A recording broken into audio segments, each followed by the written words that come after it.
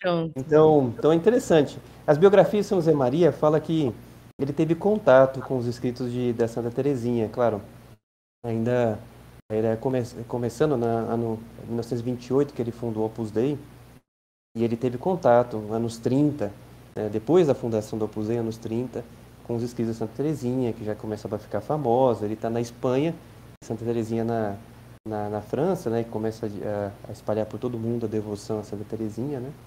E então ele teve acesso, mas foi depois da fundação do Opus Dei. Ele mesmo diz em um momento, né, que se identificou muito, né, com os ensinamentos de Santa Teresinha, mas Deus tinha lhe ensinado antes, porque ele não tinha contato anterior, foi depois, né? Um caminho da Santa Teresinha tem um paralelismo com o caminho que ele propõe, mas foi por vias diferentes, porque ele não teve contato anterior, né? O que tem de igual, né? O que tem de igual é esse tesouro da igreja, né? Que através das pequenas coisas de cada dia eu chego até Deus. E Santa Teresinha foi a grande divulgadora, né? Já existia algo na espiritualidade anterior semelhante, mas Santa Teresinha que dá todo o impulso, né? Nessa importância da pequena via, ela talvez quem escute não saiba, mas Santa Teresinha via Santa Teresa, que é a fundadora do Carmelo, e ela estava no Carmelo também, e via quantas obras Santa Teresinha fez, né? Santa Teresa fez, né? Eu gosto de dizer que a Teresona, né? Que fez lá Sim, sim. no século XVI, né? A grande fundadora, ir para um lugar para o outro, fundar os Carmelos, né? Uma energia, um vigor, né? E ela via tão frágil, né? Com uma saúde frágil, num Carmelo, e com Deus lhe pedia que ficasse simplesmente naquele Carmelo, não era para fazer novas fundações como a Santa Teresa. E via, mas será que Deus então me quer com uma santidade menor? Porque eu não vou sair daqui. E ela via, não, Deus te quer uma santidade muito grande, né? Com umas pequenas coisas que você faz no Carmelo. Foi essa pequena via, grosso modo, da Santa Teresinha. Conseguir a santidade tão grande como a da Santa Teresa, mas não saindo das quatro paredes do Carmelo, né? E a paciência em cuidar de uma freira, uma outra que ela não gostava tanto, e é muito bonita, né? Na história de uma alma ela até conta, né? Que havia uma freira que pensava que a Santa Teresinha queria ser a melhor amiga dela, e na verdade era que ela tinha mais repulsa, né? Mas ela, enfim, tratava com tanto carinho que a freira pensava que não, Senhor, que as pessoas que eu tenho dificuldade também achem isso, Senhor. exatamente. Era a pequena via que ela se desdobrava para um sorriso, para tratar bem aquela freira que lhe custava um pouco mais.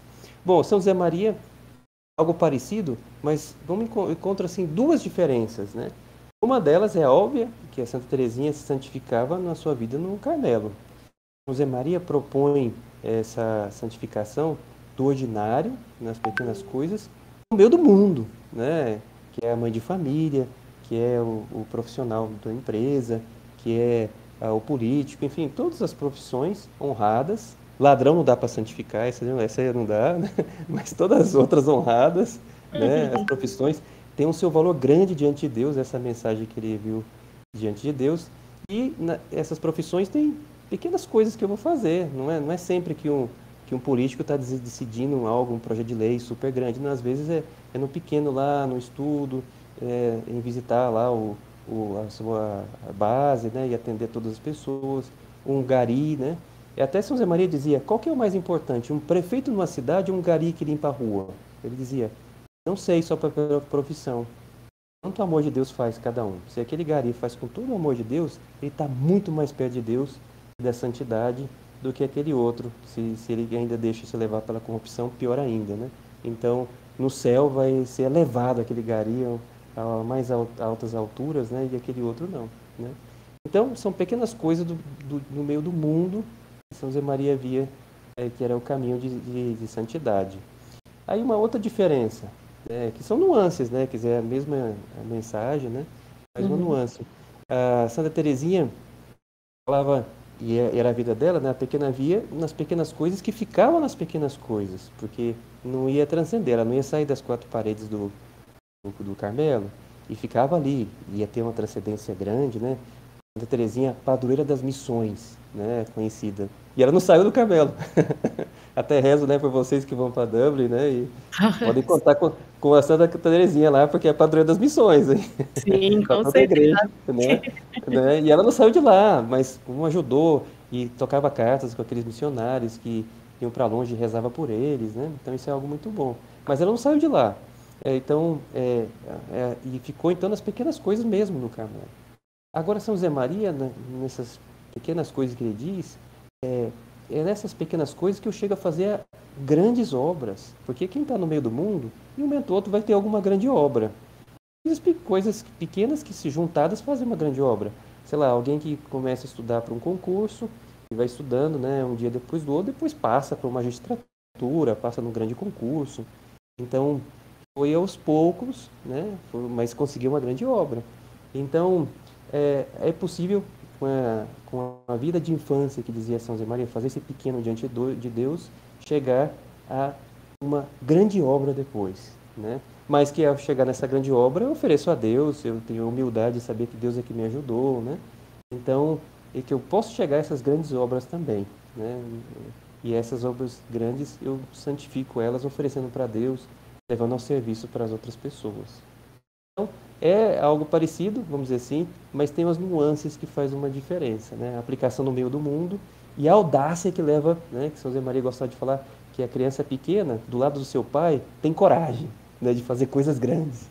E acaba fazendo mesmo, com a graça de Deus, né? É verdade. Então é isso. Bom, enquanto o senhor ia falando, eu me lembrava de alguns livros que eu tive a oportunidade de ler, assim, curtíssimos, Uhum, mas riquíssimos, né, ao mesmo tempo, que eram de padres da prelazia e que uhum, falavam sobre virtudes, né?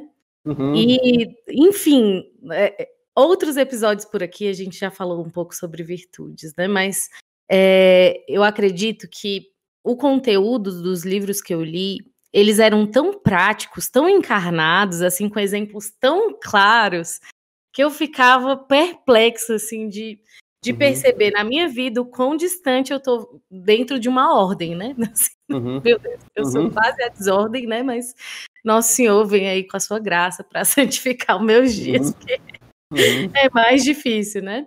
É, padre, para dentro da sua vida ordinária, né?